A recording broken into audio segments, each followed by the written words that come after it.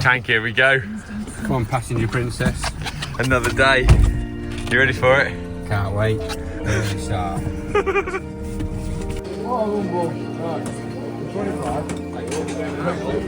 Give me another 5. Then I want okay? Then I want Thanks. Tonight. I'm checking him out, mate. Let me know if you find him. if I'd known you were doing that, I'd have put you top of the list. Highest I've ever been. But notice how you've been demoted. Tom, I see what you're saying here. Is this a child eating this? Oh. 33 actual age, mental age 3. Why? Like for YouTube? This is what it's like being Rob Wootton. All my bait's done for me. Oh, it'd already be in there. Would it already be in there? Yeah. Look, see? Bait delivery. Wow. Bit of joker. Matt's mixed the ground bait. James done the draw. Tom's got the live baits. What work? Team effort. This is what you call a team effort. Fantastic. Absolutely brilliant. What we got, Tom? What's this bait? For you maggots, you casters? Maggots, casters. I got told off last match, as you remember, for getting the pinkies by this man. So Well, to be fair, I didn't feel like you got a clear instruction. No, I just wanted to let everyone know, they didn't have any gudgeon black and they didn't have any red lake. Okay. So I've had to change the mix from gudgeon black, red lake and white crumb. Yep, gotcha. Yeah. So, Well, we're not using fish meal, are we? no. No, good. As long as they... I thought for a minute there they didn't have any left. The red lake were the one that I was gutted about. Yeah, well, listen, you can't have it all. The biggest Great stuff. ever, like last Who week. wants the nicest casters off the riddle? There's half a pint. Look at them, they're fresh off them. Who's on the best peg? Yeah, I love them. What have you been like that for? I hope you're enjoying Lee's day out at Hallcroft. Before we get going with the fishing though, I've got to tell you about our latest competition where you have got a chance to win the seat box that Lee Kerry, myself and Andy Power all sit on. It's the absolute graphite 36mm beautiful seat box from Preston Innovations. It is super solid, super stable, super comfortable. Retails at £850 and you've got a chance to win one over on the Cutting Edge Comps website. Head over to www.cuttingedgecomps.co.uk where you can have a go on the competition as many times as you like and maybe get that early Christmas present of your dreams.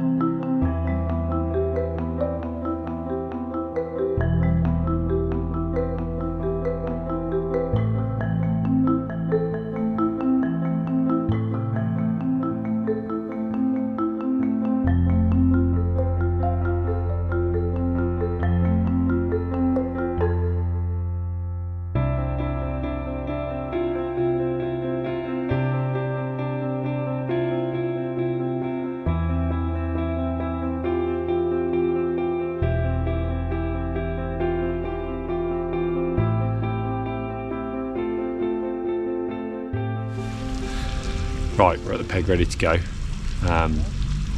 It's going to be a really interesting day. Croft 5 for me. Got loads of good anglers, as you always do on this match. Alan Scott on opposite. I think he's won a few things. Andy Oldham up the top, Steve Clark in the corner, Dave Hiley. They're just the people I can see. So like, it's a really, really strong field. This lake's been fishing ever so poor. It's the worst lake of the 3 lakes it's in. So personally, I'm just lowered expectations. I think £10 is my baseline, because in the feeder match last week it was like £6, £7. That's feeder, pole's a little different. So I think that keep it a low expectation, and obviously if it picks up a little bit, that'll be great. I've covered my bases. I've got a pellet line, I've got a ground bait line, I've got a line with a little bit of extra joker. So like I've got a line with some ground bait and joker, a line with next to no joker, and then a line with pellets. Got those 3 lines. I've got a short line where I'm probably going to loose feed a little bit with bait, maggots, maybe a few casters, and I'm just going to flick around, and the water's really clear. I'm going to see what I can catch from each line. I honestly don't know how I'm going to feed it. I don't know what I'm going to do. We'll leave the GoPro running so you guys can watch what's happening, and I will talk you through some of the highlights. It's going to be really interesting. Hope you enjoy it. So match is kicking off, and just at the last minute I decided to put a feeder rod up. Always have like one pre-made up, but it was looking like it could be really tough. So went for the feeder at like 24 meters, I reckon, something like that. Just sort of short of halfway, probably like 26 meters is probably halfway, I would say. So like a couple of meters back from the middle, just because I was thinking about carp. So just put one feeder full in, as you've seen, and then it's about feeding these pole lines. Now I'm not putting a lot of bait in on each line, so didn't feed my pellet line to start, just picked 2 pole lines, one left, one right. This one on the left is ground bait with quite a bit of joker in, to be honest, like a little bit more positive if there's a few roach about, a few pinkies, a few casters. And then the one on the right is almost identical, but with like quarter of the amount of joker, just in case I want to fish for like some bigger fish with like maggots and casters. And on this particular lake you can have a problem with like lots of tiny little fish, so just giving myself 2 options really, not knowing which one was going to be good or not good. And then I'm looking for a short line. So at this point, my short line I've fed like to my left. I think when the water's clear, it's always quite important not to have your short line like over the top. You don't want to be bringing fish over the top of your line. You want to be like trying to keep it out of the way. And I wasn't expecting loads there, to be honest. It wasn't like I was expecting like loads of fish. I think if you're expecting loads of fish and you're expecting to fish there, having it in front of you is nicer, but I was thinking, well, if I get a fish there I'll be happy. And I just fed 2 here instead of 1, probably like an in-between amount of joker from the 2 others, with a few casters in both, like more casters than I fed out on the longer lines, again because I'm just sort of thinking about perch. But this line, interestingly, I started thinking that the fishing was quite hard and I'm going to need to feed maggots here, because there's a lot of nice roach in this lake and odd perch. And I wasn't necessarily thinking about fishing for like just bream. I was thinking, well, anything, I just want anything. So on the feeder, carp count as £1 on this league in general, just like the feeder league here. So I decided to actually fish for a carp. So on my first chuck, this is an 016 hook length. This is a 16 GPM, and I put like a maggot and a pinky on, knowing that, you know, there's a great chance for carp first chuck. And that's, you know, a guaranteed pound. So I didn't really want to chuck out with like 010, 012 and maybe bloodworm on, when I could miss my chance of that carp. So that was my thinking as this first feeder goes out, and all I've done is literally just got my mix, my same ground bait mix, no joker in it, few micros in it, and a very odd pinky, just almost like, you know, not carpy because you put just pellets in, but I always want the flexibility, so just chucking that out there with a nice feeder. Probably worth having a little look at the rig at this point, I'd say. Every time I come on a winter silver match, even if it's pole, like mainly on pole, I always bring a rod with me. I literally not even bring my rod bag, I'm just bringing a 10-foot SL, which is what I've set up today. And my rig is super simple. You've probably seen this before. This is like a thick piece of line with 2 rubber stops on it and a swivel. And this piece of line goes up for about 1.5 meters, something like that. And then I have like 018 main line on here, nice thin main line on my reel, super soft rod. But as you've seen today, I often need something to cast out in the middle and kick it off. Now, I don't actually go with super little feeders when I'm doing this because I believe I'm fishing for 1, 2, 3 early bonus fish. I'm not trying to build a nice little peg of little skimmers out in the middle because I want the smaller fish to be on the pole. So these are the 2 feeders I use. I have a medium and a small. That one chuck at the start was with the medium, just put a little bit of bait in, and then literally I'm clipping this small on here like this. Now I can adjust that with those stops. Now you might have noticed it wasn't particularly far away. I actually did it at about 45 centimeters. There's no rule on this particular league, so it was set like that. And in my head, I've got basically this slightly bigger feeder. It's only 20 gram, you don't need any more than that. Sits there on the bottom. The hook bait just falls somewhere here, and that's why I had that nice 3 bloodworms and a pinky. And I think a big fish comes in, looks at this nudgy of bait, and basically picks up your hook and you're in. It's a super simple rig, takes 1 second to set up. If you're going on a commercial match, make sure you've got it. Literally, even if you're just tossing the rod in the back, which is exactly what I do, mega easy. So after the first cast, I'd noticed that Zach on my right had one £2, and Alan opposite had actually had 2 quite quickly. Both skimmers. Alan's weren't £2, they were probably more like £1. So I thought, do you know what, I need to take this hook length off because he's caught a skimmer on my right, a good one. Alan's caught a couple opposite. There might be an early skimmer to be caught. So it's amazing, like literally 1 chuck for a carp, and then I've changed my hook length. If I hadn't seen any skimmers caught, I'd have given it longer with the carp hook length on.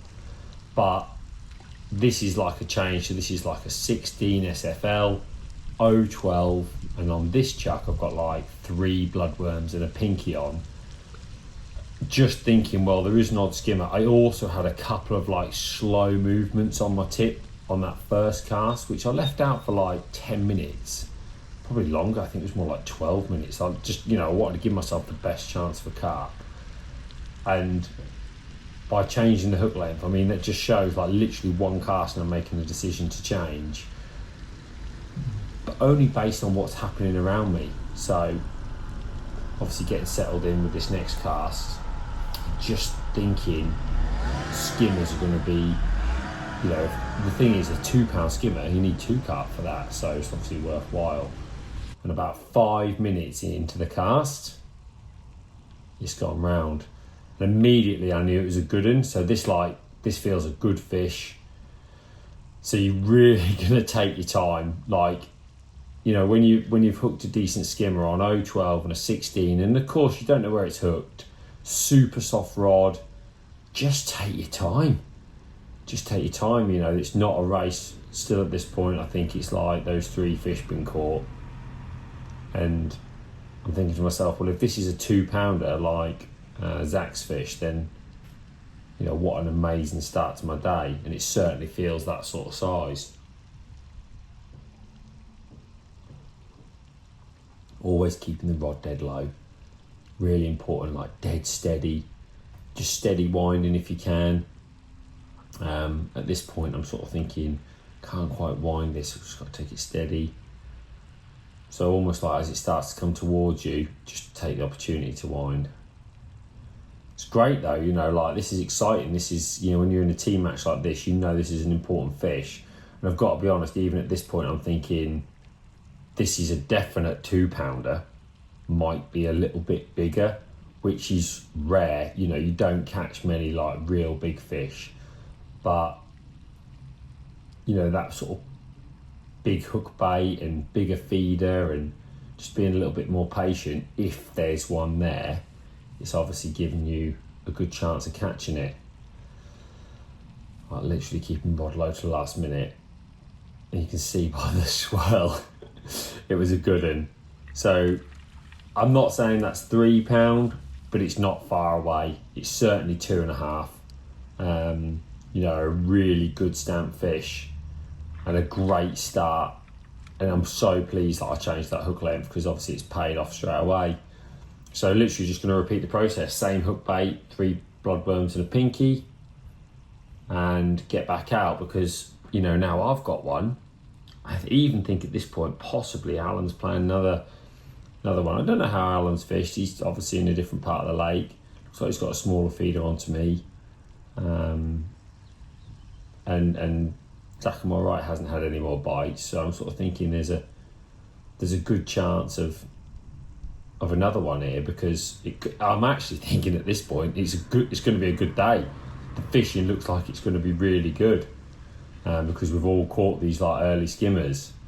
And what's pretty crazy is often, you know, when you get a few early skimmers like that, they just don't always last. And that's one of the problems that you get. I didn't really think that at the time. I thought this is going to fish all right. It's mild. Just taking the time here to sink my line. So you can see, like, want all my line sunk. And at this point, like, keep an eye on your rod, because often you get one really quickly. So like when I'm sinking my line, I take my time, just flick a little bit of bait in. And it's like, hang on a minute, 2 in 2. Unbelievable when they're there, how quickly you can literally get one, because you'd think they'd be spooked off, but you've seen there, that's how quickly that's gone round. This one definitely doesn't feel as big, but it's certainly a pound plus. So again, just taking my time, make sure I get it in, you know, because after this fish, I'm thinking, well, you know, I'm going to have 4 pound. Bear in mind, I told you that I was thinking 10 pound would be a great weight. 4 pound after sort of 30 minutes is a really, really good start. And maybe I've sort of under-egged my estimate, should I say. So yeah, again, same sort of thing. These ones can be a pain, like your 1.5 pounders, little flappy skimmers I call them, like aggressive. The bigger ones seem to waddle a little bit, but these ones bang the head a little bit more. So you've still got to be as careful. I actually think even more so with like a 1.5 pound, it's more prone to coming off. But look, you can see I sort of wind right down, so then I can pick up and get it. So yeah, 2 fish, definitely 4 pound, probably more likely 4.5. What an amazing start to the session.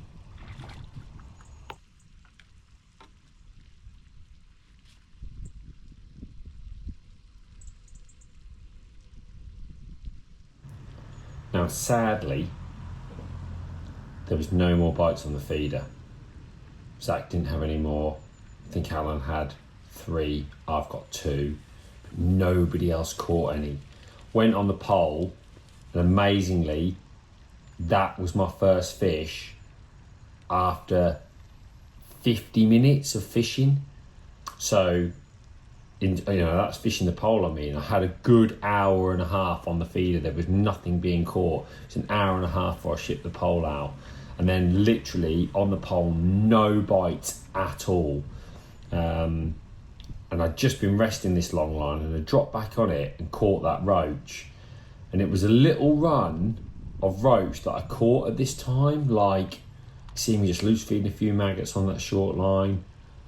but I caught like a little run of sort of, I don't know, ounce to 3 ounce roach, only about 4 or 5, but they were the only bites I had on long pole. I couldn't believe how hard it was. I'd seen absolutely nothing caught on a pole apart from the far corner peg. So in the far corner, he's been catching like roach steady, but Alan no bites, me no bites, Zach no bites, which just means like it's almost pointless fishing it. So this is like 3 hours into the match and it needs a reset. I'm sort of thinking, well, last 2 hours is a chance for something to happen. So almost like this is a golf ball on this line with some joker in.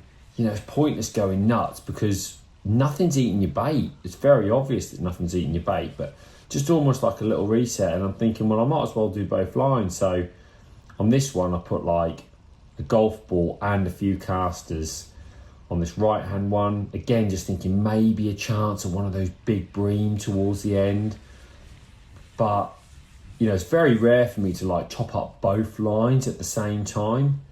I always think, you know, it's one or the other. But on this occasion, I might as well go back on the feeder. I'm completely and utterly wasting my time on the pole. There is nothing being caught, and it's quite frightening, really. You know, I'm going to have a go on the short pole, which I haven't even had a go on yet. Like single maggot. This is different. This is like, I'm not putting bloodworm on or anything like that here. I'm literally fishing for like a chunky perch, a big skimmer, maybe 3 or 4 chunky roach, and my short line's at like 9 meters but an angle, so it's probably only like 7 meters from the bank.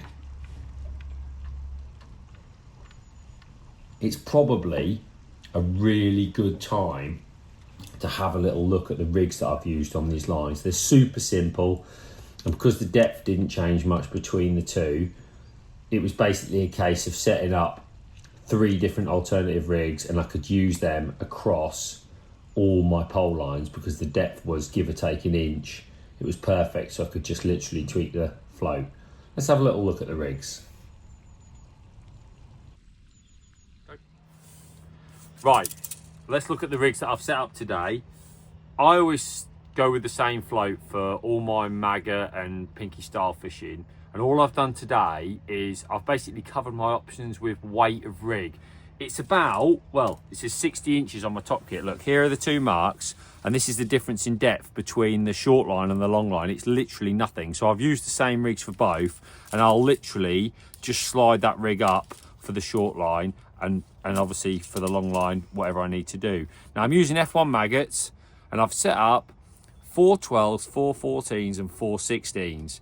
Now, usually I'd just pick 2, which on a normal day on Croft would be a 4 12s and a 4 14s. But the wind is forecast to get up today, or it certainly was a couple of days ago, although it seems completely flat at the moment. So just in case, like last hour, if the wind gets up strong and that toe picks up, I might need a 416. So I've just unraveled one of those, but they're all the same.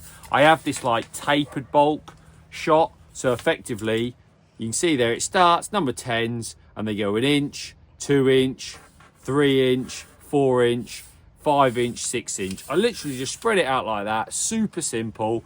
Sometimes I tighten it up, so if it's like really good fishing, I make this bottom here like 4 inch and then 3 inch, 2 inch, 1 inch, and the bulk is a lot closer. But at the moment, like I said, I'm expecting it to be really hard fishing. I think the fish are going to be watching it fall. I've just got a 6 inch hook length and an 18 SFL hook, dead little hook, dead light hook length, 09. I've used 09 AccuPower. I don't see the need in fishing like 011, 012 because I feel like it is going to cost me skimmers. And then the only other thing that I think is worth noting on my rigs for you guys today, I've got 2 number 8s, and I always have these at 3rd points on the rig. Just helps me keep everything nice and steady at the top end.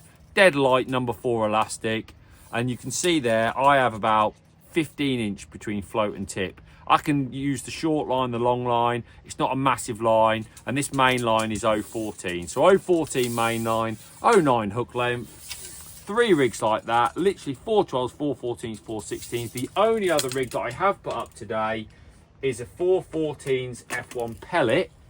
All right, I've unraveled one of these. and I have the shot an inch apart. You can see how tight the shot are on the winder, literally an inch apart, and that's the pellet rig. I've set up that today. Like I said, I didn't feed this at the start. This is in case I look across the lake and the guys I know who are fishing pellets are catching. I can literally tap a few pellets in and start fishing. So 4 rigs on my side tray to cover everything for today. Super simple. I mean, this is my, while you're here actually, this is my Silvers, Winter Silvers rig tray. I have some shanties on 012, and then I have F1 pellets and the F1 maggots on 014. And I've got some old shanties this side on 012 as well. I prefer the new shanties. I've just literally got all these older shanties are tied up and they never get unraveled because I keep using these newer ones here, but I might as well keep them in because I have got a few freebie8s and that. But look, super simple. One tray of rigs makes everything dead easy. Not that it's helped much today because there's not many bites on the pole. Back on the feeder. Nothing showing on the pole, like I said, and this was really important. I felt like the feeder was going to be important, and I just kept putting an odd one in. I'd almost like been purposefully resting it because when I fished it earlier it just seemed to get worse, so I'd put one in and have a couple of chucks. And often if you got one, it was straight, you know, it was straight away after going back on it. So this was literally the first chuck back on it, and I topped it up about 20 minutes before. So you know, it looked like it was all ready to, you know, there was a chance of catching on it. And exactly the same hook bait, everything the same, nice and tidy. And it just felt like another one of these 1.5 pound fish. Good fish, and at this point, we're like an hour and 40 minutes to go, and my 4.5 pound is probably second on the lake to probably Alan, who had 3 skimmers and a carp, and so he probably had 5 pound with that. But this skimmer was obviously going to put me up to above 5 pound.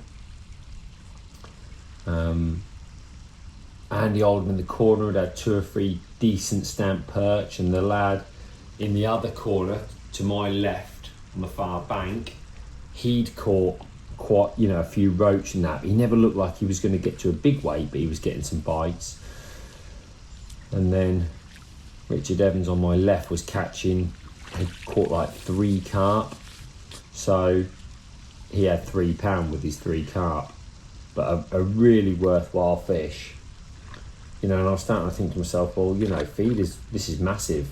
One more fish on this feeder, and I'm going to be looking at like potentially 7 pound. You know, if I said I had 4 and a bit, £1.5, that's 6 pound.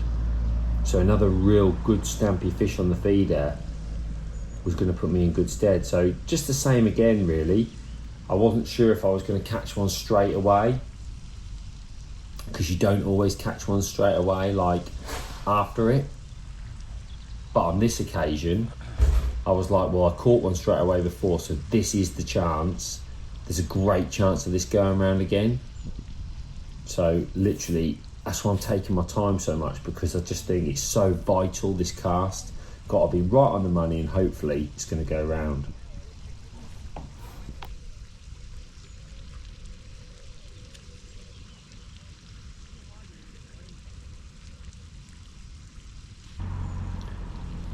I was just picking my phone up to see how the lads were getting on.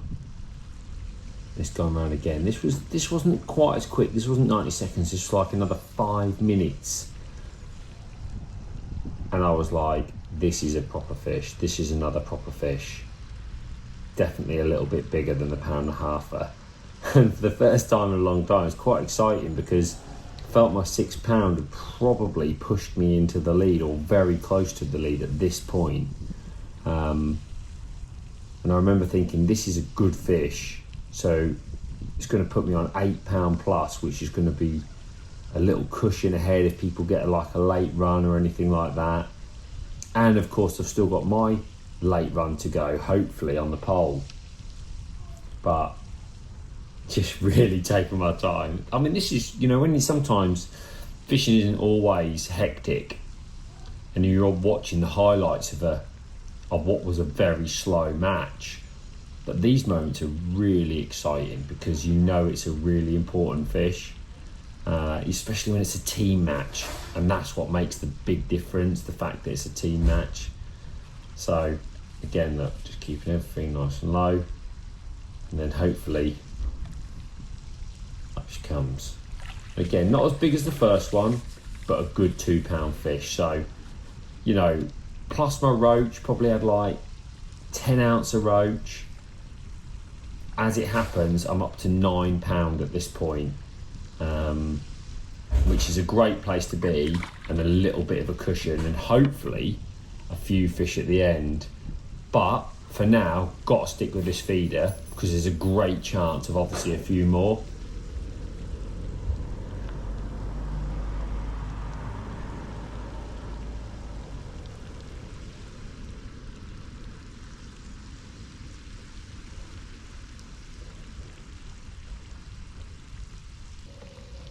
Amazingly, no more bites on the feeder. Really disappointing. And this is literally the final 4 minutes of the match, because I tried the pole multiple times, but I stuck on the feeder. I really felt like the best chance of a fish was going to be late and short. Hopefully a bigger fish like a big skimmer or a perch. And this line I actually stopped feeding, and I just started cupping a few bits of bait in, and I thought, I've done it, I've hooked a carp. So my immediate reaction at this point is, this is a carp. Richard on my left's got like 4 or 5 carp late. So I'm like, get the sections on. If this is a carp, I've only got 08 on. I've only got like a size 18 hook. So follow it out. I've got a single 4 elastic. And it felt like a big fish, but there is a little bit of doubt in my mind. Is it a carp? You know, I'd rather be safe than sorry. Like I say, I've got 08 on. There's a chance it could be a big perch, because obviously they go hard at the start. And I think at this point I'm sort of thinking, you know, what is this? Is this a... I'm not sure, and I can't be sure, so I can't say, yeah, I can definitely ship my sections back. Bearing in mind we're in the final minutes, I'm definitely not getting another ship out. And then at this moment I'm thinking, I tell you what, this is a big perch, because carp tend to be a little bit more heavy, and every now and again this would just come towards me. But again, you know, it's pulling elastic out and keeping deep, so big perch time. So once I sort of know it's a big perch, I'm just happy just to take 2 or 3 sections off at a time. Like I say, I'm not getting back in. This is the last fish of the day. And this is something I often do with a big fish. I literally break down to a top kitten 1 and then take the 1 off, because it just gives me a little bit of flexibility should I need it. I would also say as well, like, when you want these fish, yeah, you can use a puller, but I really don't want the hook to pull. I'm not in a rush, so I'm going to just avoid using my puller if I can. If I feel like I can get the fish to come up without the puller, even if it means standing up, then I'll do it. And at this point I'm thinking, yeah, it's a perch. Obviously, you know, I was aware it was a perch. It's not as big as I'd first hoped. Based on the initial run, I was hoping it was going to be like a 3 pound perch, but it's more like 1.5 pounds. So great finish. You know, a pound and probably 1.5 pounds perch there to finish. And that is literally going to be the all out any second. Didn't even try to get back in because I knew that was the end of the day. So, you know, there we go. The all out has sounded. Put your rigs down, and that is the end of the match. 4 big skimmers and a big perch. 4 big skimmers and that perch at the end and a few roach. Not the one, never mind. How's it going? I've got them, but they're right at the bottom. Please, God, just do me a favour. I can feel my garage fob kick. You've been there. Hey, go on, lad.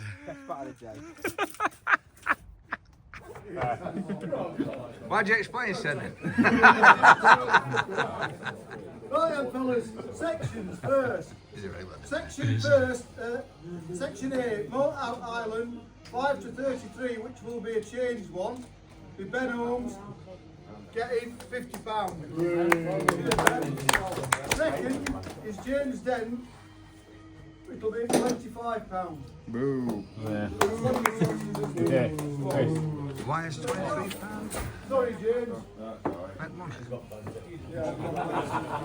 No, because they got joint fourth, haven't they? So he's had to boost fourth up to make it more than 50 quid. £23.6. I didn't think there'd been an individual come off that, like, that's what I meant. Sorry. Because you got it money with 20.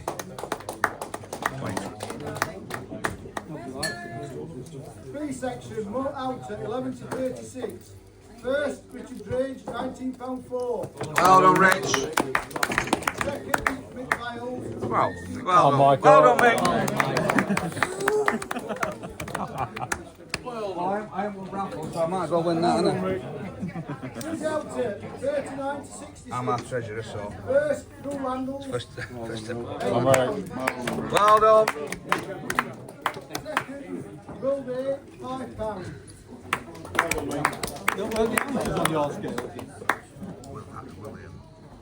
C section, Bridge Outer, 8 to 32. First, Matt Godfrey. Second,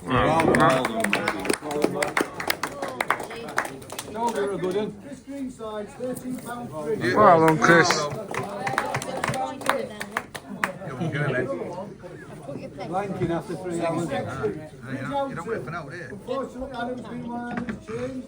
35 to 53, Adam Wakeling, £13.4. Second, Don't like him. Gary Lumby. Hey! Section Croft. First, Lee Kerry, £10.5. Well done, mate. And there's an £8 off.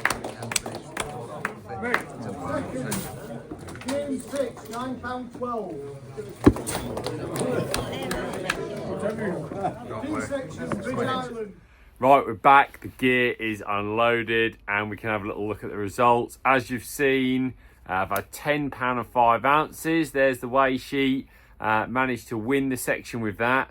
Unbelievable, really, that it can be as poor as 5 fish. But second over in that corner there is £9.12. That was all made up of small fish. Only person to catch any small fish on the lake. So obviously some small fish there done really well to catch £9. Really close section when you look at it. That perch at the end has definitely captured me another couple of points. Just, you know, we've talked about that before. There's always a chance of one late. So, you know, lucky to get one right at the death there and fall the right side of it. More importantly, the team has done brilliant. Matt Godfrey's had a great section win. No surprise there. We all know how good Matt is. Absolutely superb. James and Tom, equally good. They've been third, both of them. Really good results. So we were delighted. We had 8 points and actually won the day. What's really nice now is there's been 3 rounds of this league and it's a really competitive league. It really is a good league and we've managed to win those 3 rounds. I didn't fish the first one, but I fished the next 2. Andy Geldart fishes as well. So, you know, they've got a really strong team, these guys.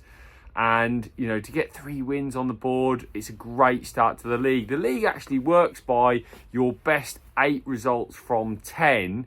So, you know, anything can happen in this league. If you get 3 or 4 iffy results, then and teams get 3 or 4 good results, they can shoot right back up. It's really close. North Knots are doing well. They're in second so far. But like I say, it's all to play for, and it's all going to change a lot over the next over the course of the winter. It's a long league. It's 10 rounds. I'll probably fish 4 or 5 of them this year. I think I'm down for 5 or so this year. So nice to have a little go. You know, we tend to rotate it around, and you know, not everybody is available for 10 weeks. I really do hope that you've enjoyed watching a little bit of thought process and all the rest of it that goes into a live match. Don't forget, you can join the member section of The Edge on the website.